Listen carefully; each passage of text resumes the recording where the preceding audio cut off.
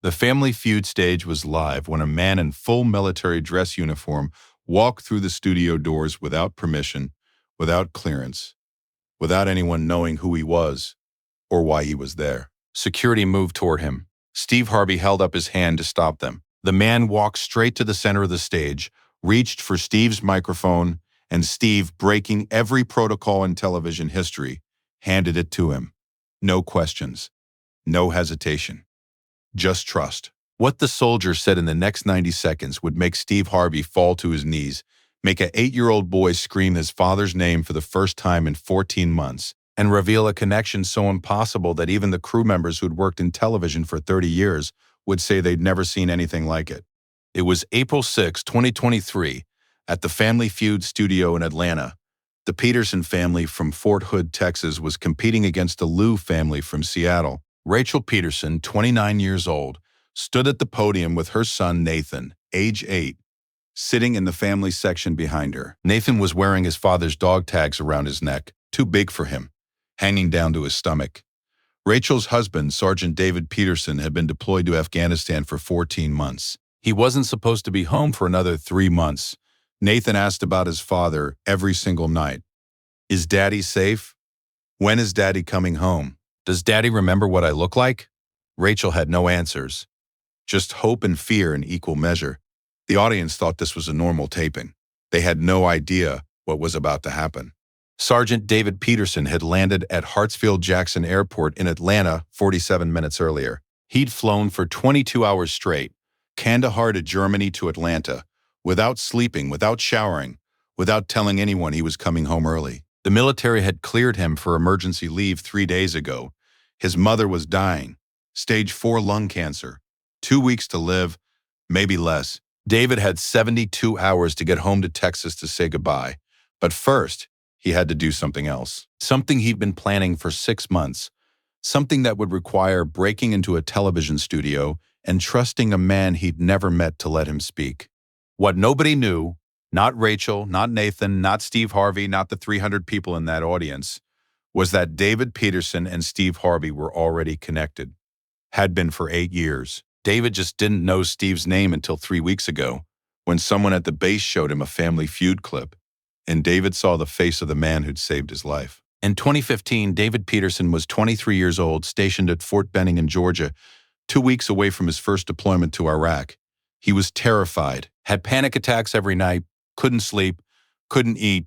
One night at 2 a.m., he drove to a gas station 20 miles off base, sat in his car, and wrote a letter to his family. A goodbye letter. He had a plan, a bridge, a time. And then a man knocked on his car window, an older black man in an expensive suit, driving a car that cost more than David made in a year. The man looked at David and said, "Son, I don't know your story, but I know that look. And I'm telling you right now, whatever you're running from or running toward, it's not time yet."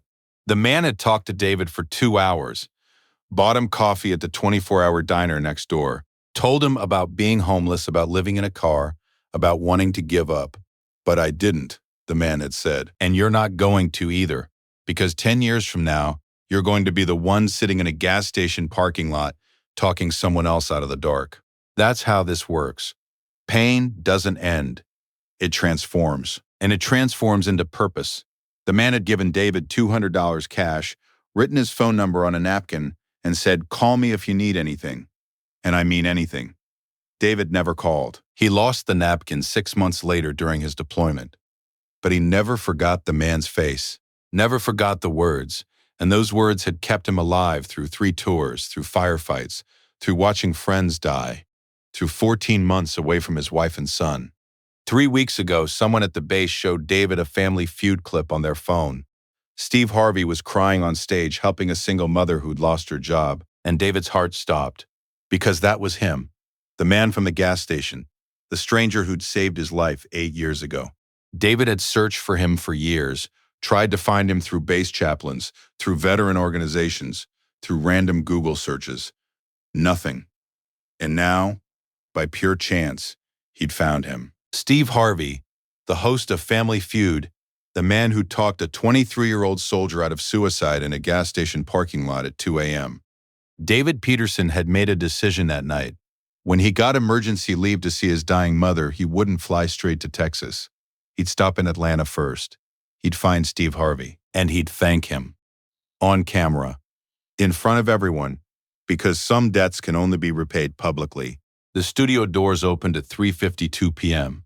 David walked in wearing his dress uniform, bronze star on his chest, Purple Heart combat infantry badge. Security saw the uniform and hesitated. Military members got respect even when they weren't supposed to be there. David walked straight down the aisle toward the stage. Steve Harvey was mid-question, asking Rachel Peterson about something mundane, something game-related. And then Steve saw him, saw the uniform, saw the man walking toward him with purpose, and something in Steve's face changed. David stepped onto the stage.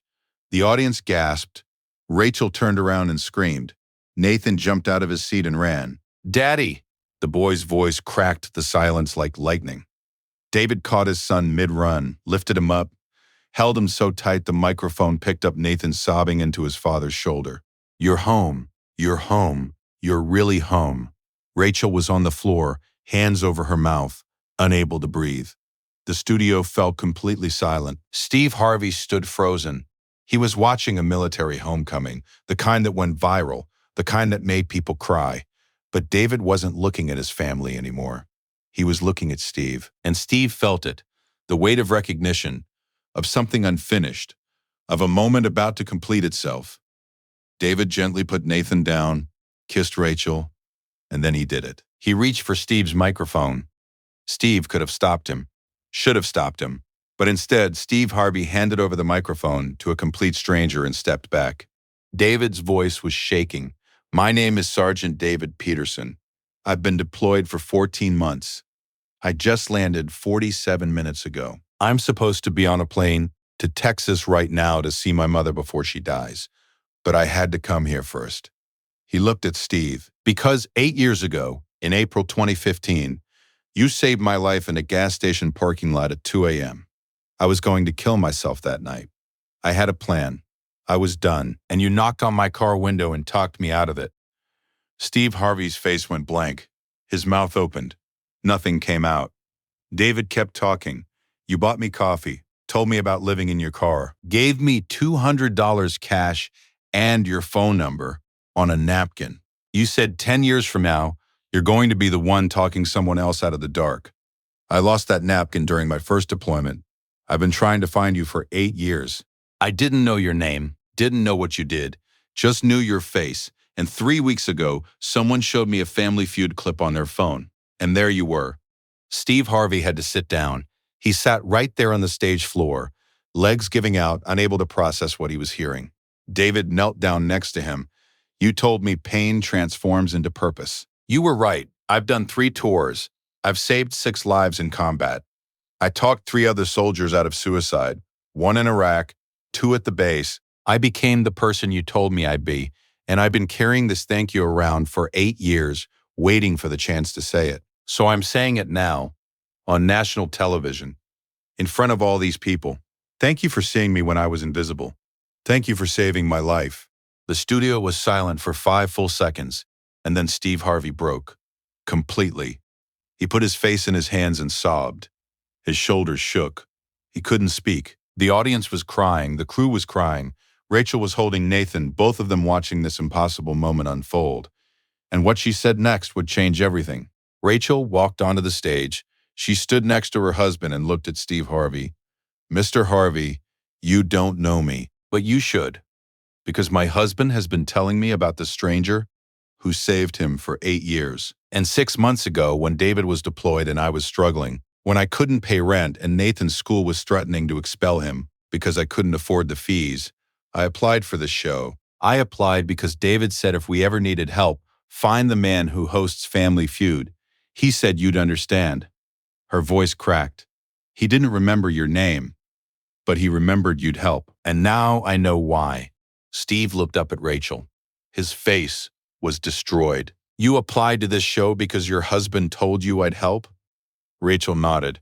"He said if something happens to me, if you're ever desperate, find that man. He'll see you when nobody else does." Steve had to turn away from the cameras. When he turned back, his eyes were red and his voice was barely steady. How bad is it? The rent? The school? How bad? Rachel's face crumpled. We're 3 months behind on rent. $2,700. Nathan's school expelled him 2 weeks ago, $1,800 in unpaid fees. David's mom's hospice care isn't covered by the VA. Another $6,000. We're drowning, Mr. Harvey. And I didn't know how to tell David while he was deployed because he's over there getting shot at, and I didn't want him worrying about us. So I just kept hoping, kept praying. And then the Family Feud callback came, and I thought, maybe this was the answer. Steve Harvey stood up. He looked at David, looked at Rachel, looked at Nathan, 8 years old, wearing dog tags that were too big, holding his father's hand like he'd never let go. And Steve made a decision that would cost him tens of thousands of dollars, and he didn't care even a little bit. You're getting the $20,000. Win or lose, you're getting it. But I'm also doing something else. He pulled out his phone, made a call right there on stage. The person who answered was his accountant. I need you to write 3 checks. One for $2,700, one for $1,800, one for $6,000, all payable to Rachel Peterson. Today. He hung up, looked at Rachel. Your rent is paid, Nathan's going back to school, and David's mother is getting the care she needs. But Steve wasn't done. He turned to David. You said I gave you $200 8 years ago. David nodded. You did. Steve shook his head. No, I gave you a loan. And today, you paid it back 1,000 times over. Because you became the person I told you'd be. You saved lives. You talked people out of the dark. You survived. And you came here, in the middle of everything falling apart, to say thank you to a stranger. That's not debt repayment, brother. That's proof that love multiplies. His voice changed. This wasn't game shows, Steve. This was someone else. Everyone watching at home, I want you to understand something. 8 years ago, I stopped at a gas station in Georgia. I saw a young man sitting in his car looking like I used to look when I was homeless and ready to give up. And I did what someone once did for me. I stopped. I talked. I listened. I gave him $200 I could afford to lose and a phone number I knew he'd never call. And I drove away thinking I'd never see him again. Steve's voice cracked. But that's not how this works. That's not how grace works. Because 8 years later, that man shows up in my studio, in full uniform, having saved lives and survived wars and become a father and a husband. And he says, thank you. And his wife tells me he sent her here because he believed I'd help even when he couldn't remember my name. That's not coincidence. That's not luck. That's what happens when you stop for people. When you see them, when you give without expecting return, it comes back. Maybe not in 8 days or 8 weeks, but it comes back. The competing family, the Liu family, walked onto the stage. The father, Michael Liu, looked at Steve. Mr. Harvey, we forfeit. Give the Petersons everything. This is bigger than a game. Steve shook his head. No, you're both getting $20,000 because witnessing this moment, being part of this story, that's worth something too. Steve turned to the producers. Clear David's travel. Get him on the next flight to Texas. Private if you have to. His mother is dying and he needs to say goodbye. He looked at David. How much time do you have? David's voice was hoarse. They said 2 weeks, but it could be days. Steve made another call, this one to a private jet service. I need a plane from Atlanta to Fort Hood. Today. Right now. I don't care what it costs. He hung up. Your wheel's up in 90 minutes. You, Rachel, Nathan, all of you. You're going to see your mother, and you're going to be there when it matters. David Peterson, a man who'd survived 3 combat tours, who'd been shot at and blown up and watched friends die, fell to his knees on the Family Feud stage and wept. Steve knelt next to him, put his hand on David's shoulder and said, You don't owe me anything. You never did. But if you want to repay me, here's how. 10 years from now, when you see someone sitting in a car at 2 a.m. looking lost, you stop, you talk, you listen. That's how the debt gets paid. Not to me, to the next person who needs it. The episode aired on April 20th, 2023. Within 6 hours, it had 103 million views. Within 3 days, 490 million, it became the second most watched Family Feud episode in history. The hashtag number Stop for People trended for 16 days. Veterans organizations reported a 290% increase in calls to crisis hotlines, not from people in crisis, but from people wanting to volunteer, to be the person who stops, who listens, who sees. David Peterson made it to Texas. The private jet landed at 11:47 p.m. He walked into his mother's hospice room at 12:33 a.m. on April 7th, 2023. She was awake. She smiled when she saw him. David, you made it. He held her hand for 9 days. She died peacefully on April 15th with all 3 of her children surrounding her bed. David's last words to her were, "I'm okay, Mom. Someone saw me when I was invisible, and now I see other people. That's your legacy. That's what you taught me." 6 months after that April day, David and Steve started the Stop for People Foundation, providing crisis intervention training and financial support for veteran suicide prevention programs. To date, the foundation has trained 1,847 volunteers across 31 states and intervened in 412 potential suicides. Every volunteer receives a card that says, "You don't need to know their name. You just need to stop." Steve Harvey gave an interview about that day in late 2023. The reporter asked why he'd handed the microphone to a stranger, why he trusted David without knowing who he was. Steve's answer was simple: because 8 years ago, a young man trusted me when he had every reason not to. He let me into his car, let me into his pain, and that trust saved his life. So when he showed up on my stage in uniform, with that look on his face, I knew. I didn't remember him, didn't remember the gas station, but I knew that look, and I knew he needed me to trust him back.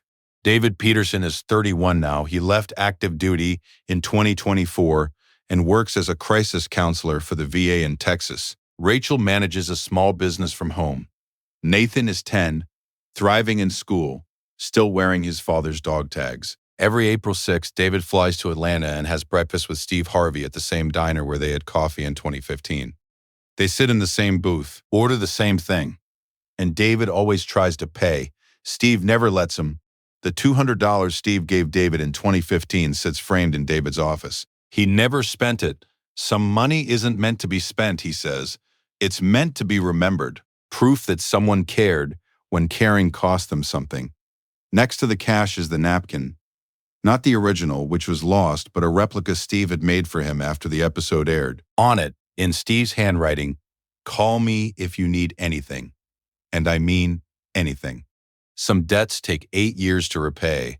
Some connections take 14 months of deployment and a dying mother and a crashing family to reveal. And some moments of grace given freely with no expectation of return come back in ways you could never predict. On April 6, 2023, a soldier walked onto a stage and said thank you to a stranger who wasn't a stranger anymore. And in doing so, he proved that the math of love doesn't subtract, it multiplies, that every person you save might save 6 more, that every moment you stop might echo for decades, and that sometimes the greatest thing you can do is hand someone a microphone and let them tell the truth about how they survived. If someone once stopped for you, if someone once saw you when you were invisible, or if you know someone sitting in their car right now deciding whether tomorrow is worth seeing, share this, because David Peterson is alive because Steve Harvey stopped, and the 6 people David saved are alive because David survived. That's not a story. That's mathematics. That's proof that grace compounds, and that the difference between life and death is sometimes just one person willing to knock on a window at 2 a.m. and say, "Not yet."